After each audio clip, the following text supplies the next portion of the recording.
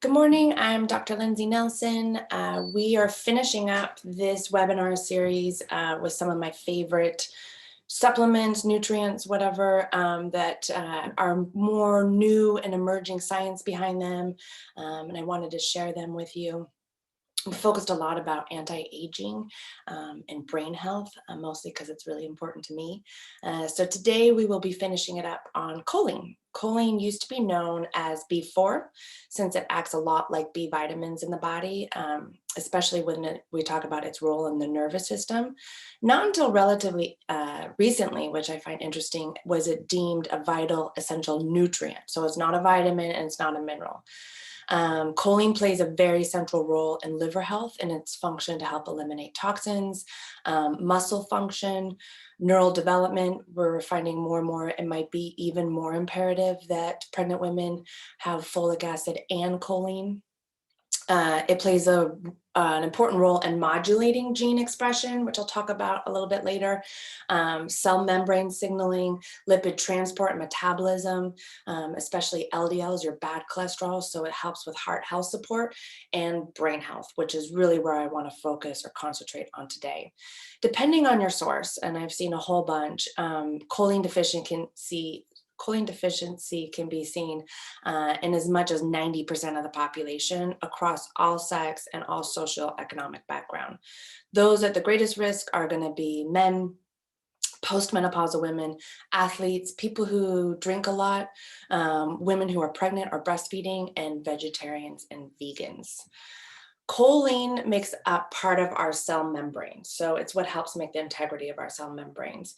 And so with a deficiency, when we're not getting enough to meet our standards, we start to pull from those membranes. And so if you look at it in that sense, we start to see muscle damage, liver damage, non-alcoholic fatty liver disease, which is strangely on the rise, and neurological conditions such as Alzheimer's. The biggest source of choline is found in lean meats, eggs, red meats, and seafood. So vegans and vegetarians need to work extra hard to get choline from their diet. Other bigger sources of of choline would be like wheat and green peas and pumpkin seeds.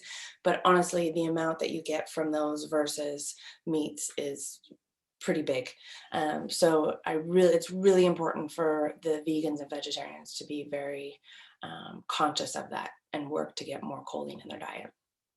Small amounts can actually be synthesized in our liver, but it's mostly as phosphatidylcholine, and it's not enough to naturally, it's not enough for our body to we're not synthesizing enough naturally to meet the needs that we have. And it's interesting that women who are pregnant actually start to make a lot of choline. So there is a correlation between as estrogen rises, women make more choline. So thus pregnant women and lactating women are have a greater demand.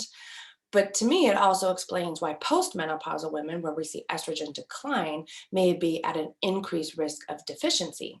I see a lot of women in my practice who are perimenopausal, menopausal, postmenopausal, where they complain of forgetfulness, brain fog, not feeling as sharp as they used to. It is a very, very common complaint. And so I'm using a lot more choline in those patients.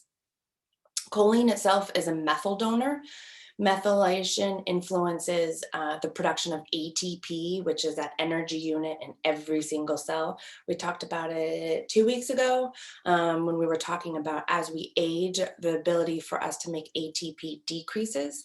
I mentioned NAD as a way to help combat that. So here's another kind of plug where choline is important for the anti-aging process as far as helping make ATP. I also mentioned it's important for it synthesizes phospholipids, which is what makes up those cell membranes. So every cell has a membrane. It's what makes up those cell membranes, which so means it's very imperative for that cell wall integrity. In addition, choline is needed to produce acetylcholine. Acetylcholine is a very important neurotransmitter, brain neurotransmitter for memory, mood, muscle control, other brain and nervous system functions. A symptom of choline deficiency is poor concentration, memory loss, and mood changes. What I find interesting is that patients or people who have Alzheimer's disease have lower levels of the enzyme that converts choline into acetylcholine in the brain. And so experts are starting to theorize maybe giving phosphatidylcholine or choline can reduce the progression of dementia in people with Alzheimer's disease. What I also find fascinating is there's some evidence that choline decreases beta amyloid production. Beta amyloids are those little plaques that form in the brain with people with Alzheimer's. But what they have found is not only does it decrease that amount, but it affects those genes that form it, and those genes then become transgenerational. So why I find this out just completely astounding breakthrough potentially for treatment is that so many people who have Alzheimer's have a genetic predisposition. So treating some patients with Alzheimer's might actually affect, their offspring, their kids, their grandkids, and etc. You want to dose, you need to get about 550 milligrams just to prevent those cell membranes from getting depleted. Remember, the choline is very important for making up those cell membranes. And if you're not getting enough from your diet, then you're going to pull from those membranes. And so we're going to see those cell wall integrity, kind of fall apart. So just to prevent that, we need 550 milligrams. We also know that 550 milligrams is just like an extra dosing. So whatever you get from your diet and we add 550 helps with focus and executive function. There is a toxic level. And so we really want to watch that toxicity. It's about 9,000 milligrams, so much different. The RDA doesn't recommend anything more than 3,000, but treatment seems to be around 1,000 milligrams. I do want to warn patients that there are a lot of companies out there that are making very, very expensive brain blends. And these brain blends will have choline in it, but they'll have them in these forms that don't necessarily increase the amount of free choline in the body. And the free choline is what we want. We want that backbone in order for choline to go do what it needs to do, make the cell membranes, help with gene expression, that type of stuff. So if you are looking for a product, you want to make sure or get it through your diet, you can really focus on your diet. Or if you're looking for a product, then you want choline in its salt form. So choline chloride or choline bitrate. But I am starting to use it more and more with my patients. I have tried many brain blends in the past. I've tried using acetylcholine before, and I'm finding that using choline salts are much more effective and just helping people feel a little bit more sharp. And I am starting to add it as part of my kind of anti-aging brain health kind of treatment protocol. Does anyone have any questions for me?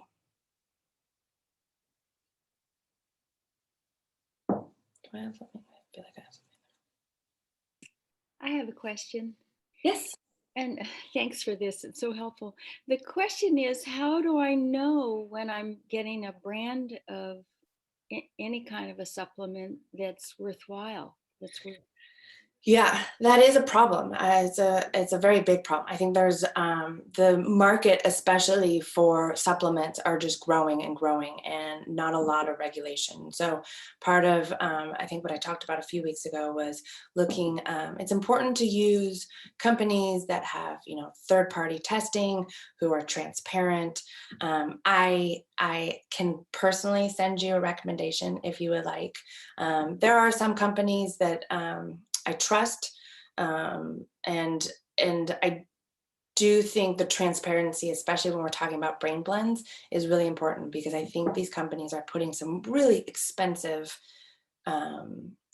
kind of brain health blends where they're maybe using acetylcholine and ginkgo and some other supplements that aren't necessarily proven to help with brain health.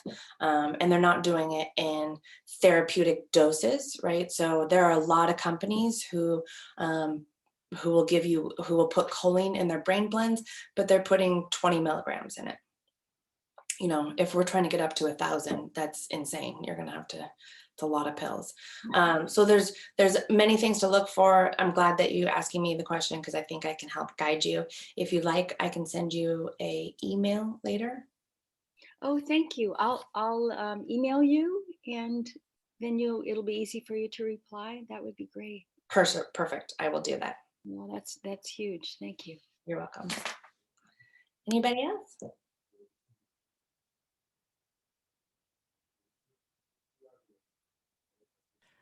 Well, I haven't started the nitric oxide yet.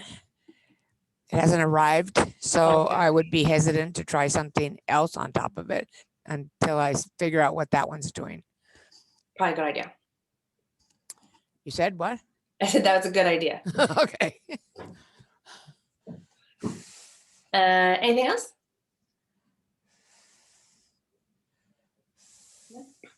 I think next week we talk about oxidative stress. So I'm going to kind of move away from supplements and start talking about conditions and whatnot, physiology.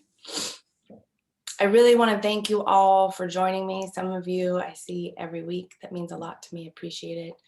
And I hope this time is working. And again, if anyone missed it or wants to look at it again, it'll be on my website, drlindsaysnelson.com. And please email me if you have any questions at drlindsaysnelson@gmail. All right. Bye, everyone. Thank you. Thank you.